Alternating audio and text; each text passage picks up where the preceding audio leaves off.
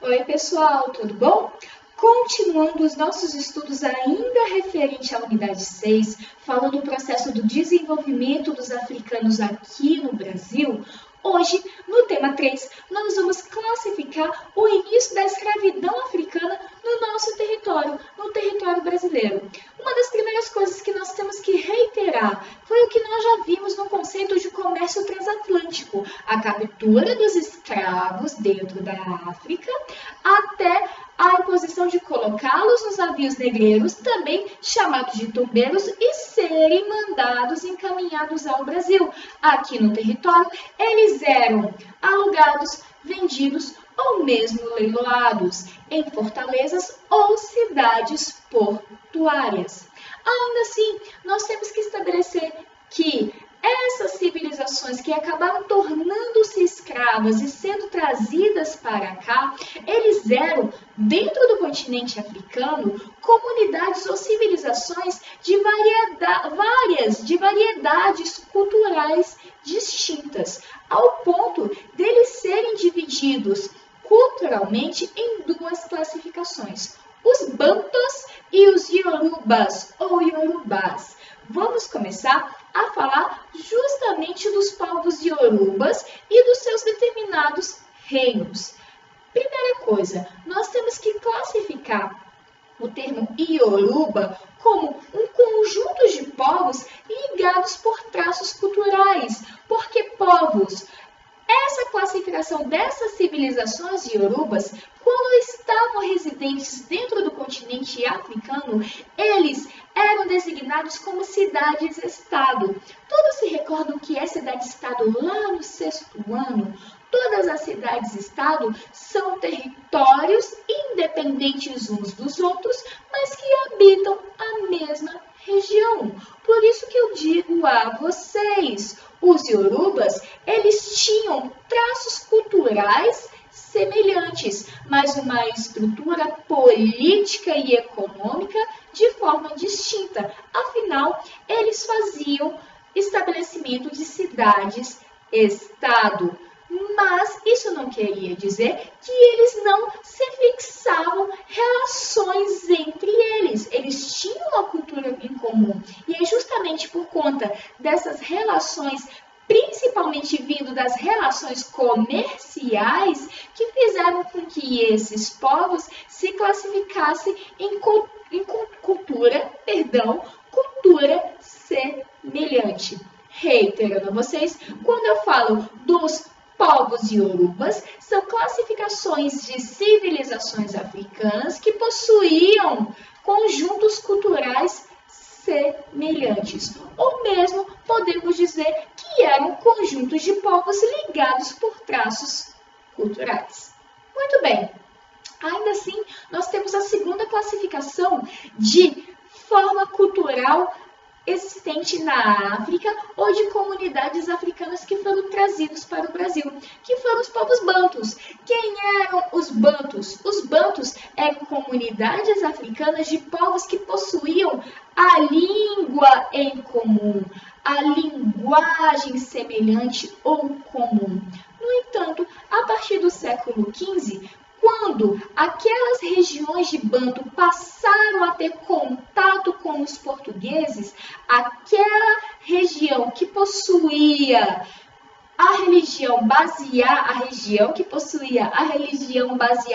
em cultos politeístas, passaram a introduzir também o culto monoteísta do cristianismo. Quando que isso ocorreu? A partir do contato que os portugueses começaram a ter com essas comunidades africanas, obviamente, antes deles serem pegos como escravos e serem trazidos para o Brasil. Por que nós conversamos sobre isso? Porque justamente essa classificação de Yorubas e Bantus também vão ter resquícios culturais aqui dentro do nosso território.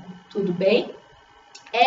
Mas ainda, em relação aos povos Yorubas, dos povos Bantus, nós também temos que conseguir classificar ou conversar a respeito de um reino chamado de Reino do Congo. Por que o Reino do Congo? Vai ser o principal reino, a principal comunidade africana de Bantu, que vai ser mais representativa no continente africano.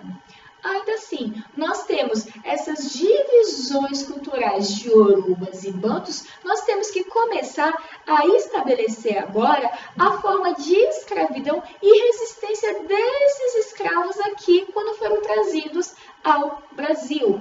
Conforme nós já conversamos, gente, o processo da comercialização desses escravos eram feitos em praças, em territórios mercantis, sempre relembrando, quando eu falo territórios ou atividades mercantis, eu estou falando de estabelecimentos comerciais, tudo bem?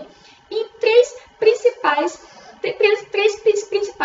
territórios ou capitanias. O território de Salvador, o território de Olinda e o território do Rio de Janeiro. Mas isso não queria dizer que não havia, dentro de outras localidades, portos de comercialização, ou seja, de áreas mercantis, para adquirir esses escravos como mão de obra, ok?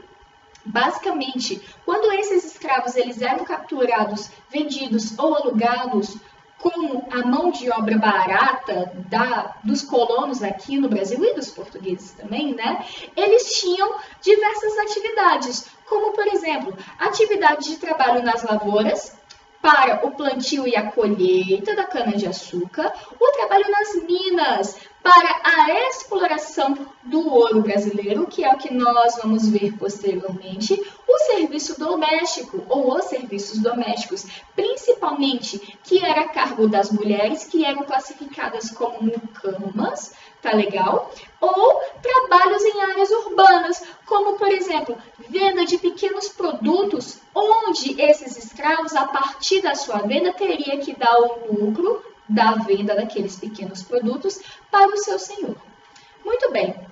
Ainda dessa mesma forma, nós temos sempre que contabilizar que o trabalho do escravo, ele era um trabalho compulsório. O que significa um trabalho compulsório? Um trabalho obrigatório. E dessa mesma forma, se houvesse resistência ou se houvesse um trabalho mal feito pela visão do feitor ou do senhor de engenho, existia para aquele escravo os castigos. Os castigos mais famosos, no caso os castigos físicos, que era dado em forma de punição, era a utilização de chicotes, de algemas, correntes ou mesmo palmatórias, ok?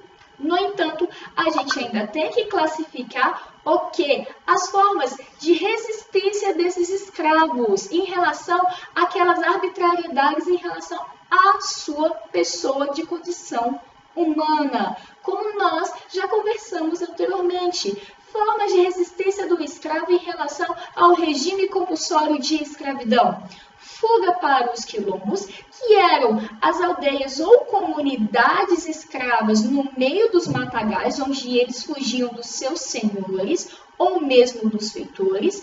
Quando ocorria, o capitão do mato, ele era aquele encarregado por caçar esse escravo dentro dos quilombos, se fosse descoberto, né, gente? Outra forma de resistência. As escravas, elas possuíam uma forma de resistência de evitar de ter filho, como, por exemplo, a prática do aborto, caso ela já tivesse concebido a criança, ou mesmo ao consumir ou ingerir algum tipo de erva abortiva, para evitar a vinda desse bebê, para que esse bebê não sofresse a mesma condição escravocrata que a mãe.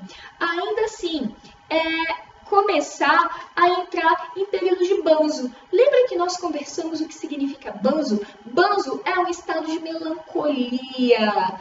É o que nós vemos, né, nos dias de hoje, que se conhece como depressão. De forma proposital, entrar em banzo para que eles, por conta do seu estado emocional, não pudessem trabalhar em suas atividades. E uma outra coisa, nós temos também como forma de resistência o assassinato. De novo, o assassinato do seu senhor, o assassinato do feitor ou mesmo o assassinato do capitão do mato. Quem era o capitão do mato? Como foi dito já neste vídeo, era aquele assalariado que trabalhava capturando escravos fugidos. Ainda assim, dentro dessa nossa contextualização da unidade 3, que fala a respeito da escravidão dos africanos no Brasil, nós temos que interar a respeito da identidade cultural. O que significa uma identidade cultural? Você manter o seu aspecto cultural para se estabelecer como uma pessoa autônoma. Então, eu posso dizer, principalmente, que os escravos eles tinham a necessidade de se manter com os seus aspectos culturais ancestrais que eles já tinham dentro do continente africano. Dessa mesma forma, a gente ainda tem que falar do conceito principal de manutenção de identidade cultural, que era o conceito de religiosidade. Conforme nós já conversamos, as religiões africanas, elas tinham e têm base de cunho politeísta. E ao adentrar no Brasil, esses escravos eles eram obrigados a se converter ao cristianismo, que tinha uma ideologia monoteísta, correto? Então, para evitar castigos em cima das da propagação das suas religiões, que para os senhores era visto como obra de feitiçaria, os escravos vão contabilizar como forma de manutenção da sua identidade cultural um sistema chamado de sincretismo religioso. O que significa isso? Os escravos passaram a miscigenar, a misturar os aspectos religiosos católicos com os aspectos religiosos da sua religião ou das suas religiões politeístas. Isso se torna um conceito no caso da sociologia, denominado como religiosidade de sincretismo. Ainda assim, como uma última coisa que nós temos que conversar é a forma do trabalho escravo, principalmente nas regiões do Nordeste, onde tinha a maior plantação de cana-de-açúcar, e de Minas Gerais, que era a maior extração do ouro brasileiro, que nós vamos ver na nossa próxima unidade. Tudo bem?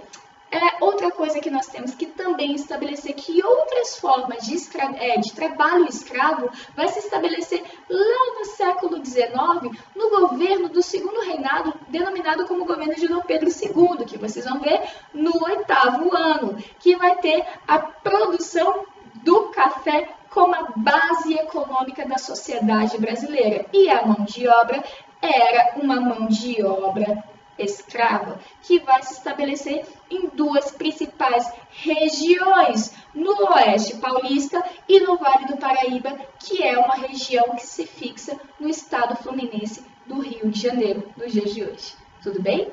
Meus queridos, aqui nós terminamos a nossa videoaula. Eu espero que vocês tenham compreendido de forma fácil. Qualquer dúvida, nós estaremos sanando nos nossos próximos encontros ou mesmo por via e-mail. Um beijo, fiquem com Deus e até mais.